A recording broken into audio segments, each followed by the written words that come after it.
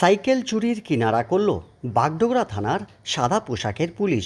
গত 2 মাস ধরে বাগডোগরার ব্যাংডুবি সেনা ছাউনি সহ পার্শ্ববর্তী এলাকা থেকে দিনের পর দিন সাইকেল চুরির অভিযোগ আসছিল পুলিশের কাছে। অবশেষে পুলিশের জালে ধরা পড়ল সাইকেল চুরি চক্রের পাণ্ডা। ধৃতের হেফাজত থেকে উদ্ধার 21টি চুরি হয়ে যাওয়া সাইকেল। পুলিশ সূত্রে খবর, কখনো সেনাবাহিনীর ক্যাম্প বা বাগডোগরার বিভিন্ন স্থানে গিয়ে মুহূর্তে হপিস করত এই সাইকেল চুরির অভিযোগ বাগডোগরা থানায় আসতেই তদন্ত শুরু করে বাগডোগরা থানার সাদা পোশাকের পুলিশ। এই ঘটনার তদন্তে নেমে সাইকেল চুরি চক্রের হদিশ পেয়ে এই চক্রের পাণ্ডা লবি লোহারকে গ্রেপ্তার করল পুলিশ। ধৃত বাগডোগরার কমলপুর চা বাগান এলাকার বাসিন্দা। ধৃতকে আজ শিলিগুড়ি মহকুমা আদালতে পাঠানো হয়েছে।